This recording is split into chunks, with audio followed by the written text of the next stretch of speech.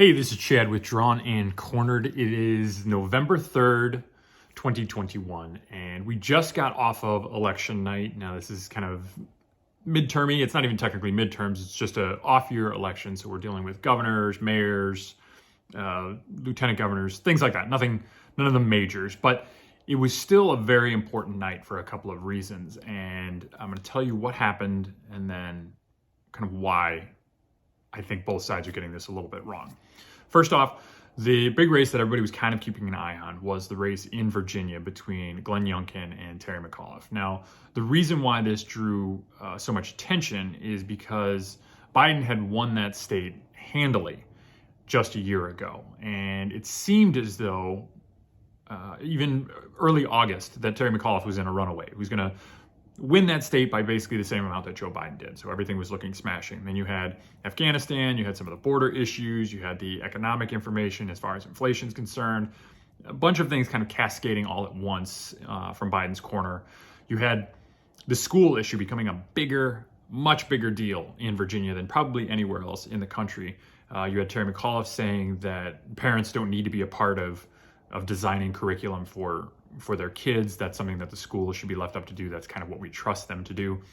That did not go over particularly well. You had all of the issues with Loudoun County with the alleged rape that had occurred there, the cover up from the school board essentially branding upset parents as domestic terrorists, all of that kind of wrapped up in this massive bow to put Glenn Youngkin in a place where, as of last night, he won. He won the governorship in Virginia and swept it away from Terry McAuliffe. It was a big defeat. Now, here's where I think that this gets a little bit interesting. Republicans and Democrats are coming out today, and what they're saying is that Glenn Youngkin ran a campaign separating himself a little bit, just enough from Trump to not have Trump be an issue in this election. And Terry McAuliffe was relying on it heavily to be an issue, and it didn't end up being an issue because Glenn Youngkin didn't campaign with Trump. He didn't talk much about Trump. He didn't have him do any press for him or anything. Trump took it upon himself to say that he liked Glenn Youngkin, appreciated what he was doing, talked about him a little bit, but really about as far distanced from Trump as you possibly could be as a Republican or a conservative without going all the way over to the Liz Cheney side of things. But he kept a little bit of distance there while still maintaining a focus on policy and the things he could do that would help folks in the state. So they credit Glenn Youngkin with doing a really solid, nuanced campaign to kind of keep the Trump voters while also still reaching out to a lot of those middle of the road or even more conservative Democrats to bring them back after Trump essentially shooed them away in 2020. That was what everybody's kind of been focused on, how good he's been doing at that.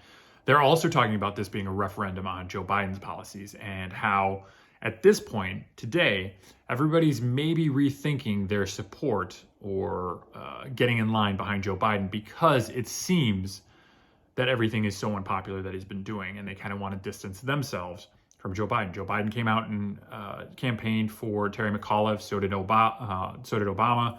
So did Kamala Harris, seemingly kind of tanking that ship a little bit. So this is where they've got it wrong. This is the issue here. In 2020, Joe Biden was running against the most unpopular president that we've seen in the modern era, if not of all time. So Trump had a lot of supporters that are super, super passionate.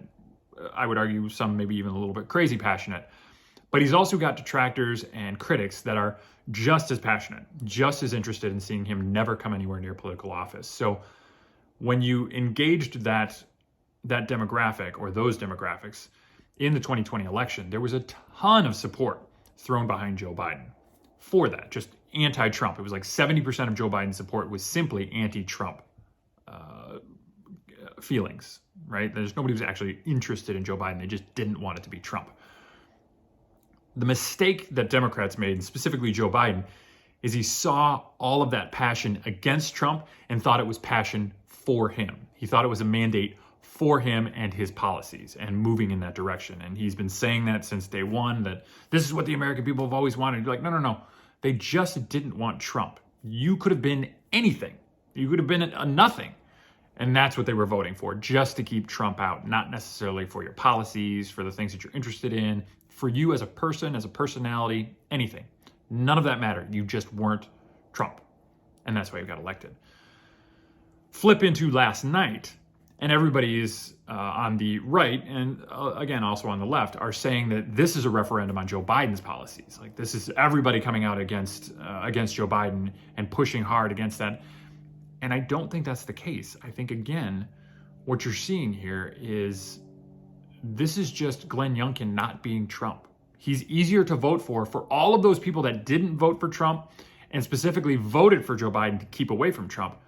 Well, they can vote for Glenn Youngkin and not feel bad about themselves. They can vote for Glenn Youngkin and not be ostracized from their PTA groups and from their basketball teams and all that extra stuff that you do that matter when you start getting on a cultural level.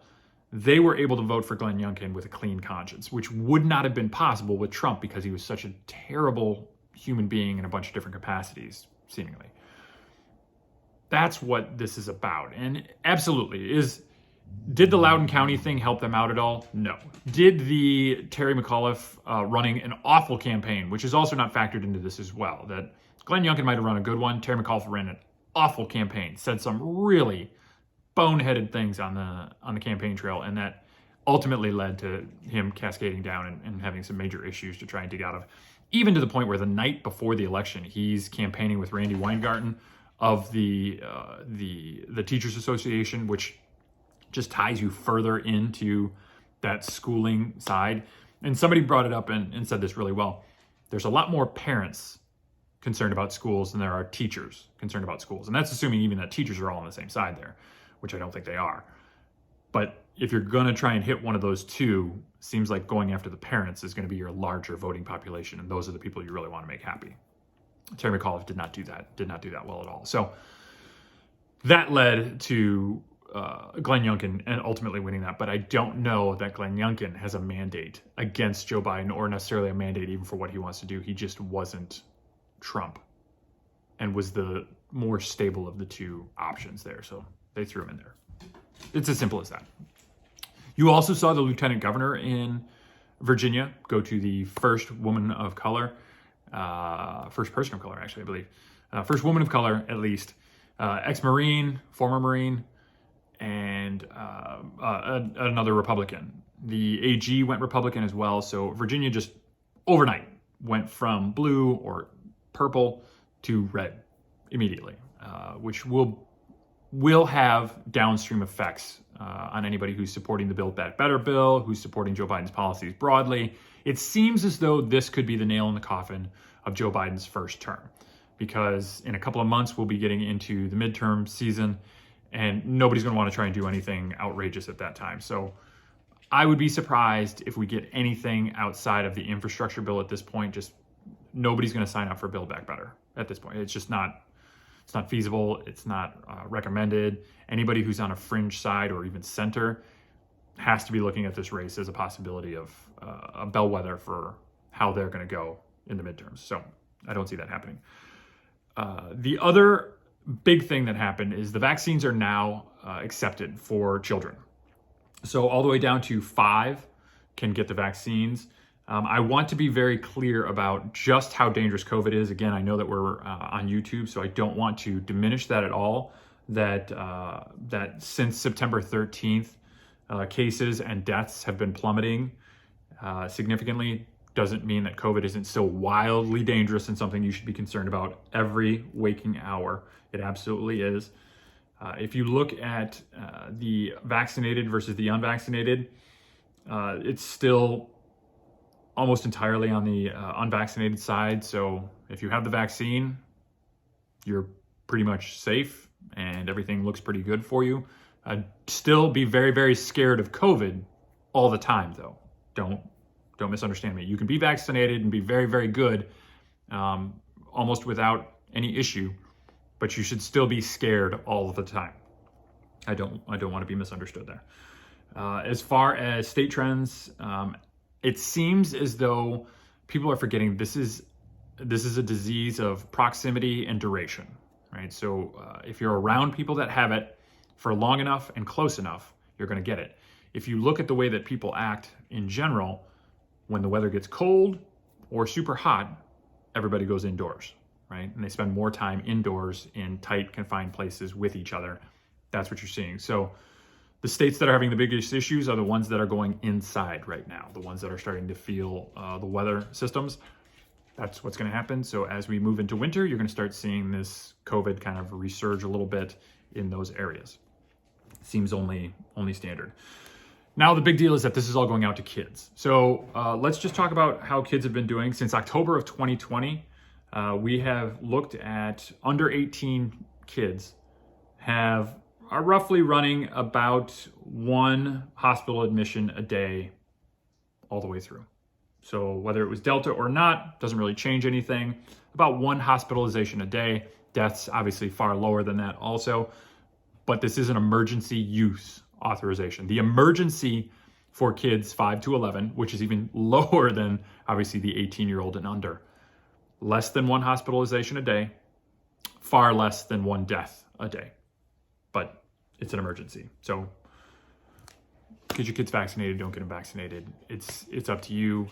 Now that it is approved, I would expect that mandates are going to come. When mandates come, I expect the pushback against this to be significant. I hope, let me put it that way.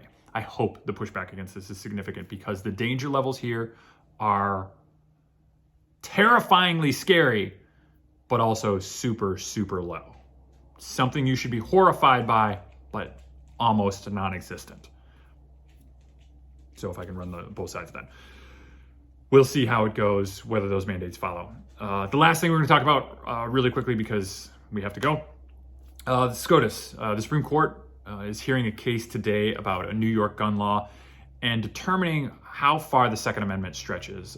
There's been earlier cases dealing with guns in the home and whether or not that is the extent of what the Second Amendment provides, or if that extends to personal use outside of the home, and whether or not that is something that is defined by the Constitution, allowed by the Constitution, or guaranteed by the Constitution.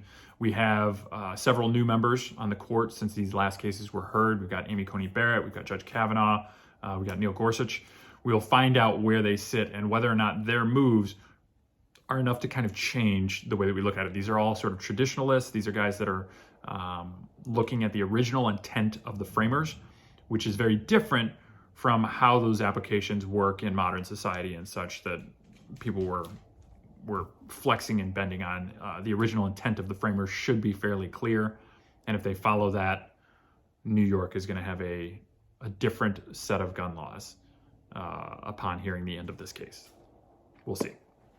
Thank you again for watching. I appreciate it. This has been a long one. It was a big night, an election night. I am so wiped out.